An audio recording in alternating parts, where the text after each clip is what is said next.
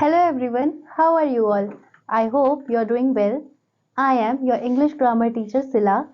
Last classes में हम लोगों ने आपका 17th चैप्टर पढ़ा था अबाउट प्रीफिक्स एंड सफिक्सेस. आज हम पढ़ेंगे आपका 18th चैप्टर जो है वोकैबुलरी. तो चलिए स्टार्ट करते हैं. Synonyms. Synonyms are the words having the same meaning. यहाँ पर आपको कुछ वर्ड्स और कुछ उसके सिनोनिम्स दे रखे हैं. सिनोनिम्स का मतलब बेसिकली यही होता है कि एक वर्ड का जो दूसरा अलग मीनिंग हो, सेम मीनिंग. यहाँ पर देखिए एक वर्ड है और उसका सिनोनिम है answer, reply, early, soon, firm, solid, glow, shine, help, assistance, kill, destroy, know, understand, good, pleasant, new, fresh, normal, usual, loose, untied, respect, esteem, fast, quick, far, near. Students यहाँ पर एक mistake है, far की जगह near लिख दिया है, उन्होंने far का अपोजिट लिख दिया है. So this is a wrong example. आगे देखिए आप, विश, डिजायर, वीप, क्राई. इसी तरीके से बाकी एग्जाम्पल्स देखिए.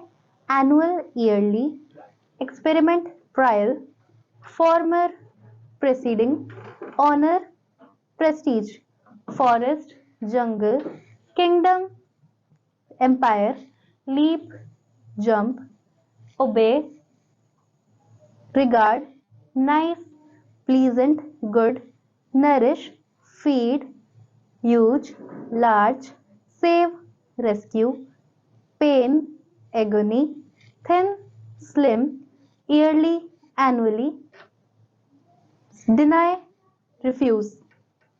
ये हमारे सिनोनिम्स हो गए जिनके सेम मीनिंग होते हैं. आगे है आपके antonyms. Antonyms are the words that have the opposite meaning.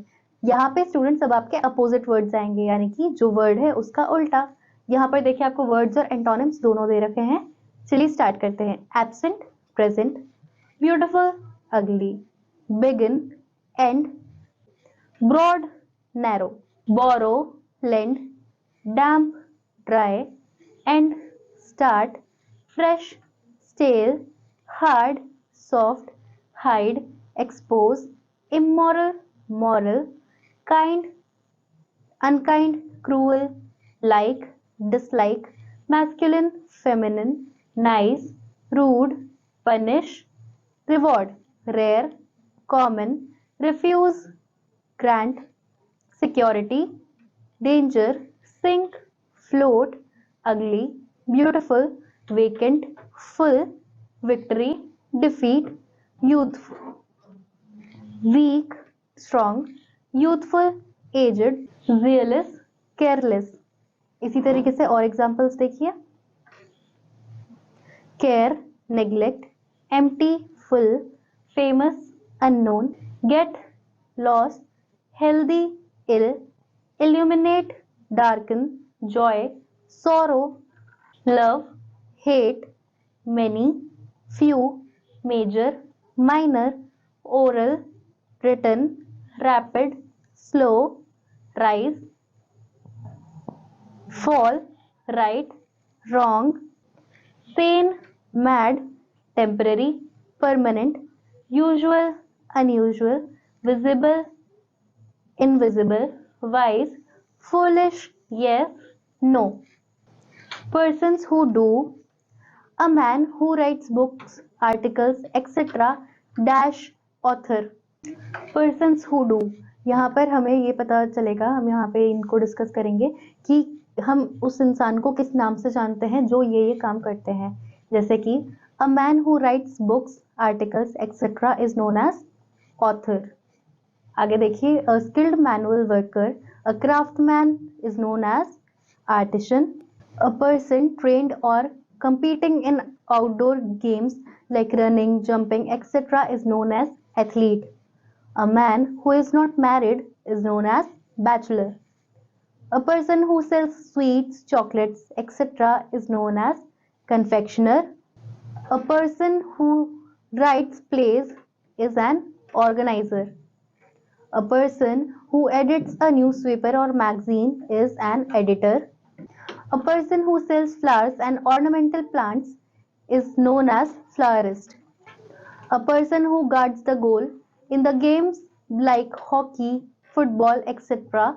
is known as goalkeeper. A person who sells fruits and vegetables is known as greengrocer. A person who passes judgment in a court of law is known as judge. A person who hoards money and spends a little is known as miner. A person who hoards money and spends a little is known as miser. A person skilled in the arts of public speaking is known as orator. A person who travels to secret places is known as pilgrim. A person who examines the structures and values of buildings is known as surveyor. A person who watches plays, matches, functions, etc. is known as spectator. A person having lot of knowledge of a particular subject is known as scholar. A person who sells things is known as vendor. A person who guards a building against thieves is known as watchman. A person who stands behind the wickets in game of cricket is known as a wicket keeper. I hope students आपको vocabulary समझ में आई होगी. आइए अब देखते हैं exercises. Fill the synonyms of the words written in brackets. यहाँ पर आपको ब्रैकेट्स में कुछ वर्ड्स दिए हैं, उनको आपको सिनोनिम बनाकर सेंटेंस को कंप्लीट करना है. फर्स्ट देखिए, do not dash this girl to enter the class. अब यहाँ पे अलाउ लिखा है, तो अलाउ का सिनोनिम यानी कि उसका सेम मीनिंग का क्या वर्ड हो सकता है? Do not let this girl to enter the class. इसी तरीके से सेकेंड देखिए, plants slowly dash in size. Bracket में आपको वर्ड दिया है इंक्रीज, तो इंक्रीज का सिनोनिम क्या होगा? इंक्रीज का सिनोनिम हम ये ले सकते हैं, plants slowly grow in size. आगे देखिए थर्ड जो है आपका, do you get up dash in the morning. Bracket में दिया है आपको सून, तो सून के लिए हम लिख सकते हैं do you get up early in the morning. Fourth देखिए, weather was dash at Shimla. यहाँ पर नाइस आपको वर्ड दिया गया है, तो नाइस का सिनोनिम हो सकता है weather was pleasant at Shimla. आगे देखिए फिफ्थ है आपका, we must dash our pet animals. यहाँ पर आपको ब्रैकेट में वर्ड दिया है नरिश, तो यहाँ पर आप लिख सकते हैं we must feed our pet animals. बाकी क्या आप अपने आप करेंगे. आगे देखिए सेक्शन बी जो है आपका, right the antonyms of the following words. अभी हमने ऊपर सिनोनिम्स लिखे हैं यानी कि सेम मीनिंग वाले, अब हमें यहाँ पर एंटोनिम्स यानी कि उसके अपोजिट वर्ड्स लिखने हैं. तो एक साइड में आपको करवा कर देती हूँ, बाकी आप अपने आप करेंगे. फर्स्ट देखिए ब्यूटीफुल. ब्यूटीफुल का एंटोनिम क्या होगा? अगली. ब्रॉड, ब्रॉड का होगा नैरो.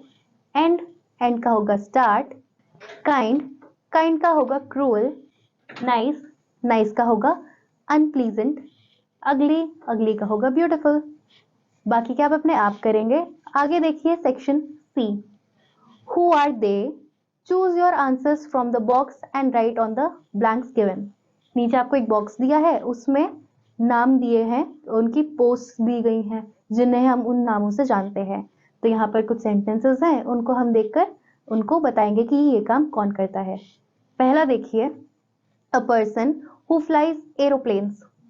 यहाँ पर हमें कुछ वर्ड्स दिए हैं, वेंडर, पोस्टमैन, पायलट. जी हाँ, पायलट आपका आंसर होगा क्योंकि पायलट ही एरोप्लेन्स चलाता है. सेकंड देखिए, a person who drives vehicle, उसका होगा ड्राइवर. थर्ड है आपका, a person who builds houses with stones, इसका होगा आपका मेसन. फोर्थ देखिए, a person who delivers letters is known as postman. बाकी क्या आप अपने आप करेंगे स्टूडेंट्स. सो आई होप आपको वोकैबुलरी समझ में आई होगी.